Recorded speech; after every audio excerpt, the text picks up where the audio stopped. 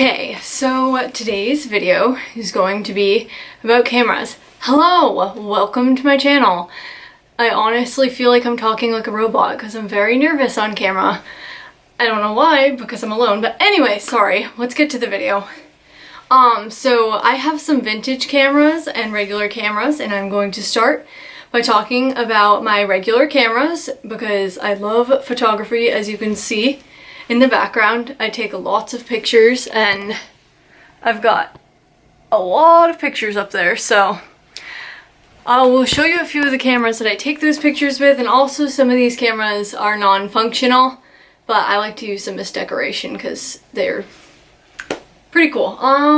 Okay, I'm going to start with my Nikon camera. It's a digital camera. This lens here is a fisheye lens, so if you look through it, it makes everything like circular around it, and this is a really cool lens. I think like it, but it just unscrews, and my camera's a lot shorter that way. So yeah, this is a Nikon camera, and that's the camera I use for most of my pictures, but honestly, I forget to bring it with me and I end up taking pictures with my iPhone all the time, so I need to remember to keep bringing that with me. Another camera I like to use is this camera. It's Minolta. Whoa, I don't know how to pronounce that, sorry guys, but it was my mom. She got it as a graduation present, but she doesn't really take photography anymore. I mean, do photography. And I really like this camera because it's got a long lens on it, so you can really like shift how far things are. It has to be manually adjusted, and it's film camera, so film has to be developed, and I have yet to found a place where I can go and develop my film, because if you didn't know, equipment for getting film done is so expensive. It's like developing the film you can actually do with coffee beans and some other chemicals, but doing the exposure is like the most expensive part of it because of the machine is expensive. But if you go somewhere to do it yourself, it's a lot cheaper than buying an actual, like, all the equipment and getting a darkroom, because that's like really expensive. But my camera won't stay. Okay, you probably all know what this is, an Instax Mini 8. It's instant film, so the film develops. I have many of the little pictures that come out of it.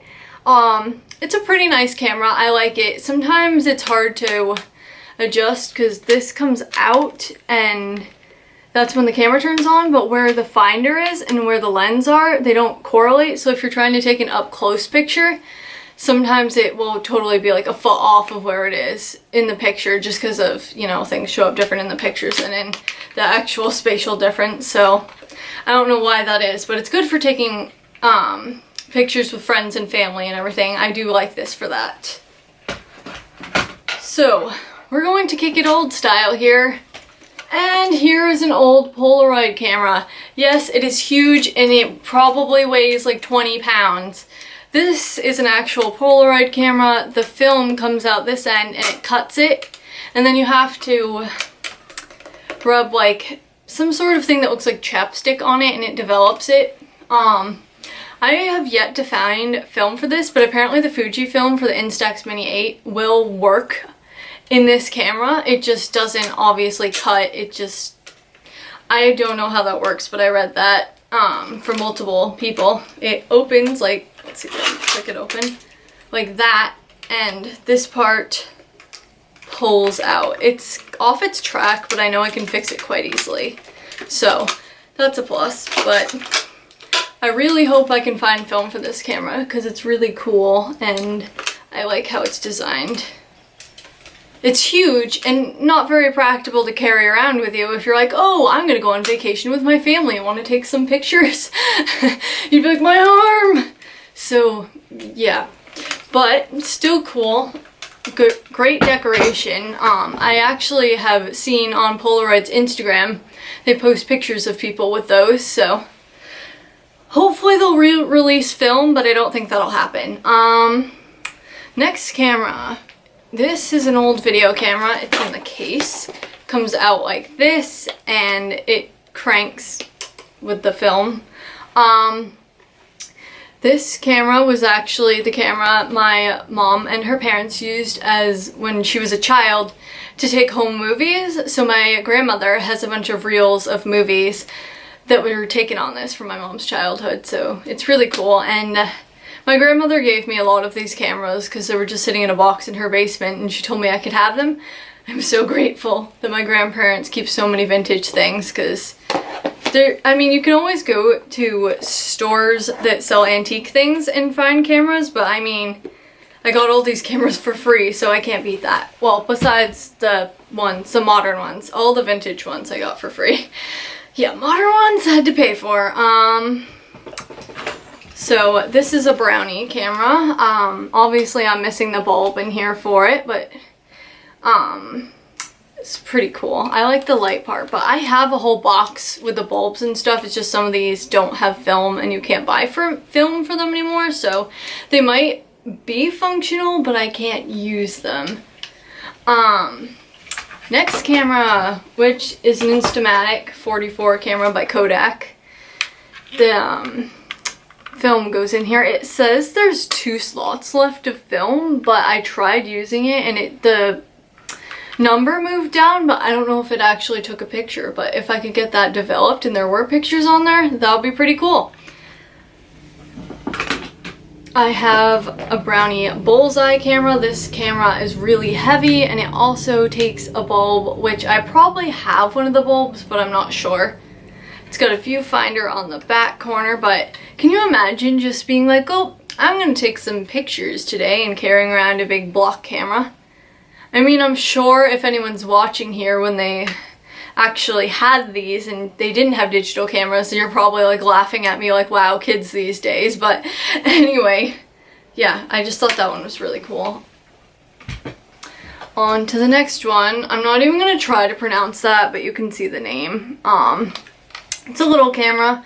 I'm assuming you'd probably use this if you were going on vacation and you were like, oh, I want to take some pictures with my family in front of the Eiffel Tower or wherever the heck this trip is. But yeah, it's just a little, it's really light. It's not heavy at all. This camera is quite odd. You have to hold it like this to take a picture. I think it's a disposable camera. Like, maybe, I don't know, like one of the ones where you just take the film out. But I mean, it would be worth keeping, so I don't see why you'd throw it out if you could use it again, but I'm not sure. Last but not least, one of my favorite cameras, and I'm holding it upside down. Wow, way to go. It looks like this. You press the button and it opens. This camera is really old. It was my great aunt's, and it's really confusing because the viewfinder's up here, but I don't see how you could like look there and then try to correlate it with these two different viewfinders. So I honestly have no idea how this worked, but it's cool. And then the thing to wind the film is here. I have one last thing that I totally forgot about. I forgot to put it on my table of cameras because I have a whole table of all my cameras right here because I didn't want to have to reach on the floor to get them. An 80s camera. So you held this like this and took a picture.